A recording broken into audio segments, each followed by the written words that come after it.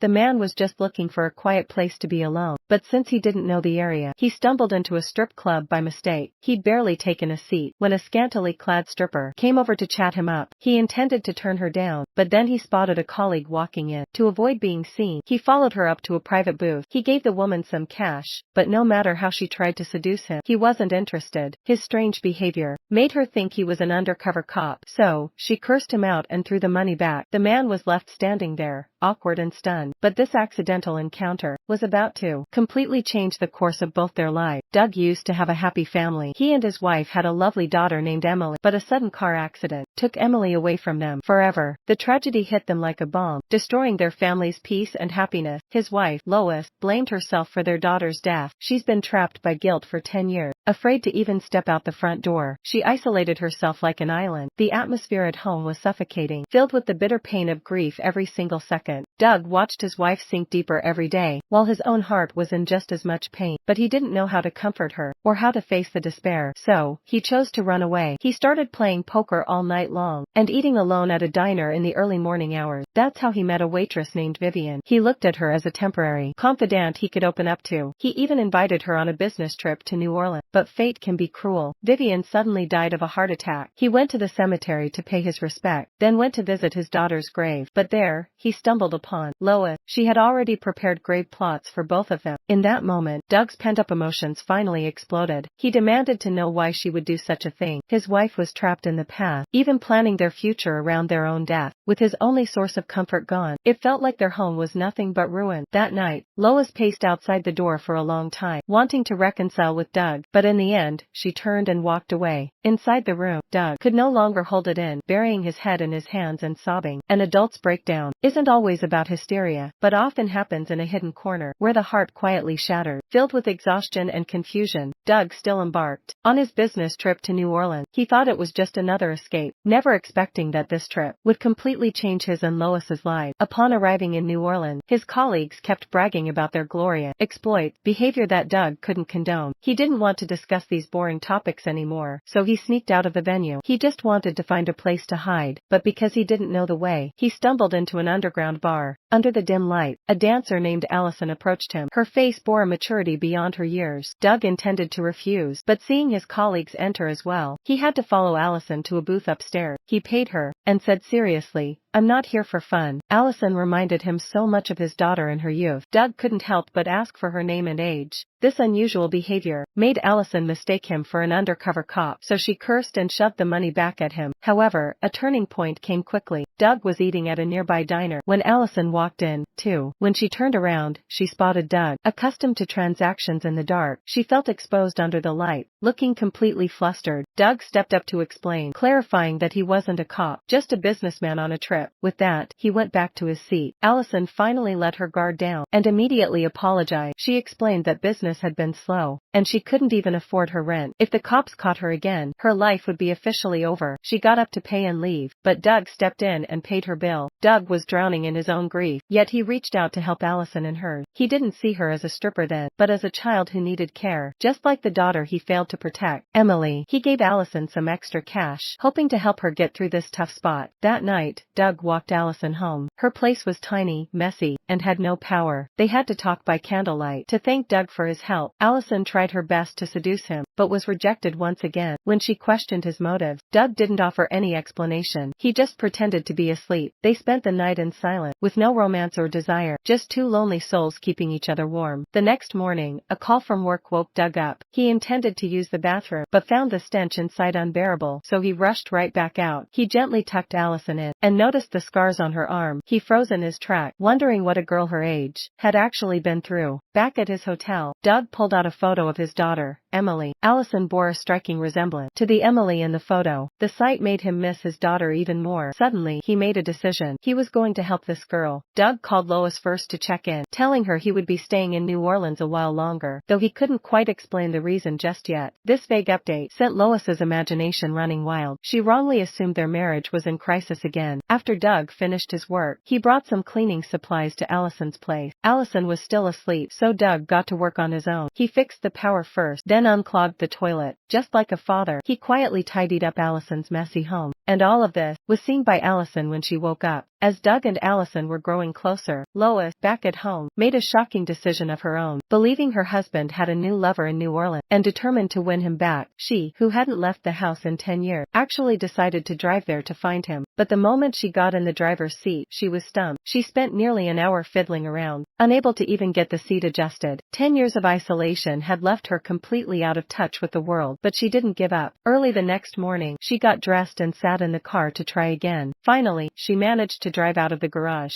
Meanwhile, Doug had already started looking after Allison like a father. He made a proposal to Allison. After spending 2 days together, Allison slowly let down her guard, convinced that Doug wouldn't hurt her, and she could earn a steady income every day. After weighing her options, she finally agreed to the deal. And so, they began living like father and daughter. While Allison slept during the day, Doug quietly cleaned the apartment and tidied up her room. When the landlord came to harass Allison again, Doug immediately stepped up as a father figure and unceremoniously kicked him out. Every night in the early hours, he went to the bar right on time to pick Allison up. He also patiently taught her how to properly look after her money. Although they seemed to coexist peacefully, there were underlying issues they couldn't ignore. Mallory was a stripper, after all, and her conversations were often peppered with vulgar and sleazy topics, but Doug already viewed her as a daughter, so talk like that made him deeply uncomfortable. To help Mallory adopt a healthier lifestyle, Doug planned to start by improving her living environment. He paid out of his own pocket to replace all the bedding in her apartment. Then, he taught her how to keep her place tidy. It seemed like such an ordinary lesson, but it struck Mallory in her most sensitive, vulnerable spot. No one had ever patiently taught her such small things, nor had anyone ever treated her like a child who needed care. She craved that warmth, but was terrified it would vanish at any moment, so she hid behind profanity and aggression. That night, a sleeping Doug was woken by Mallory's call. When he rushed over, he learned that she had been tricked by a client and robbed of $900 cash. Mallory wanted Doug to help her chase the money down, but Doug calmly said they should either call the police or just let it go. Who carries their life savings while turning trick? Mallory had a total meltdown. She decided to go find the money herself. Doug pleaded with her to just come home, but Mallory was in a blind rage. Suddenly, she stopped, clutching her head in agony. Seeing Mallory's despair, Doug's anger instantly faded. He crouched down to comfort her, saying it would be okay. He realized he had been too pushy. He should have been more understanding with her. Meanwhile, Lois was finally making progress on her trip. During a rest stop, a man nearby took a shine to her and kept trying to strike up a conversation. As they chatted, he offered to buy her a drink. Lois was upfront with him that she hadn't felt that way in a long time, but she still politely turned him down. At that moment, she only wanted to save her crumbling marriage. Early the next morning, Doug woke Mallory up to get her dirty laundry washed. Mallory actually stripped naked and threw her clothes at him, cursing up a storm. Then she wrapped herself in the sheet and went back to sleep. Doug had reached his limit. He decided to set some ground rules. Doug shoved Mallory into the corner, but surprisingly, instead of being angry, she actually felt a faint sense of joy, because in her mind, that was exactly how a father should discipline his child, teaching her right from wrong, and in that discipline lay the fatherly love she had craved for so long. When the two of them went to the laundromat, the silence was heavy. Mallory was the first to break the ice, sincerely apologizing to Doug. Just as Doug and Mallory were getting along better, Doug suddenly received a call from Lois. She had actually driven to New Orleans all by herself. She called to ask her husband to pick her up. The moment Doug saw Lois, he was completely stunned. For 10 years, he had tried everything to get Lois out of the house, and now, not only was she here, she looked great. Doug was both surprised and delighted. He felt as if everything he had lost was slowly coming back. He wanted to introduce Lois to Mallory, but he was afraid Lois would misunderstand. Sure enough, when Lois heard that Mallory was a stripper, she instantly panicked. She thought Doug had found a new lover in New Orleans, and that was why he didn't want to come home. But when she actually saw Mallory, she realized the girl was the same age as Emily, and even looked a bit like her. She couldn't accept the fact that her own husband was actually looking after a girl who was stripper the same age as their daughter. She immediately turned to leave. Doug rushed after her to explain, but no matter what he said, she refused to listen. Doug's patience finally wore thin, so he left her outside to cool off on her own. It wasn't until late that night that they both finally calmed down. She didn't actually blame Doug. She was terrified that because of Mallory, he would completely forget Emily, and that their family would never be the same again. But deep down she knew, Doug wasn't an irresponsible man. He must have had his reasons for caring for Mallory. Doug didn't answer. He couldn't tell if his feelings for Mallory were fatherly love or a way to make amends to his daughter. Caring for Mallory reminded him of Emily, and the regret of not seeing her grow up. But he also knew Mallory wasn't a replacement. She was just a kid who needed a helping hand. In Mallory's simple view of the world, Doug was a good man, so his wife had to be a good person too. So when she saw Lois at the house, she wasn't the least bit angry. Instead, she warmly invited her out to dinner. She kept emphasizing that her relationship with Doug was strictly platonic. Mallory opened up about her past. Her mother had also died in a car accident when she was only 4 or 5. Those memories had started to fade. Two women who had known loss found reflections of themselves in each other's stories. Mallory realized that Doug's kindness wasn't just pity or guilt. It was the courage of broken souls finding warmth in one another. Lois also realized her husband wasn't looking for a new love. By saving Mallory, he was saving himself from being consumed by grief. That night, Lois sensed something was wrong, so she went to the bathroom to check, and found Mallory curled up in agony. She said her stomach felt like it was being stabbed with needles, and she could barely even use the toilet. Listening to Mallory describe the pain, considering her line of work, Lois immediately guessed the cause. She woke up her sleeping husband right away, and told him to go buy some medicine. She tended to Mallory with such care, gentle in every gesture, as if she were caring for her own daughter. Later, Lois learned the root of the infection was actually Mallory's underwear. She hadn't bought new ones in years, and she had a habit of stuffing her tips inside them. Over time, that's what caused the issue. For the sake of Mallory's health, the next day, Lois took her to the mall and picked out new underwear for her. She even thoughtfully adjusted the strap. Her gentleness prompted a compliment from Mallory, but the words hit a nerve for Lois. Seeing Lois's face change, Mallory quickly apologized. Lois finally opened up and spoke about the night she followed her daughter. That day, Doug was out playing cards, and she was up late waiting for him when she happened to see her daughter, Emily, getting into her boyfriend's car. In a panic, she didn't think twice. She threw on some clothes and drove after them. When they spotted her, they sped up to get away. They were driving so fast, Lois couldn't keep up. In the end, she watched helplessly as they ran a stop sign and collided with a semi-truck. The car burst into flames instantly. That moment became Lois's lasting trauma. She blamed herself, thinking if she hadn't followed them, the tragedy might never have happened. After hearing this, Mallory comforted her with the story of her own mother's car accident. Then, Lois took the underwear they'd picked out and went to the register to pay. Standing nearby, Doug looked at the pile of flashy, colorful lingerie and couldn't help but frown. He clearly wasn't a fan of Mallory's taste, but to the people around them, they looked just like a happy family of 3. Not long after, Mallory hadn't fully recovered yet,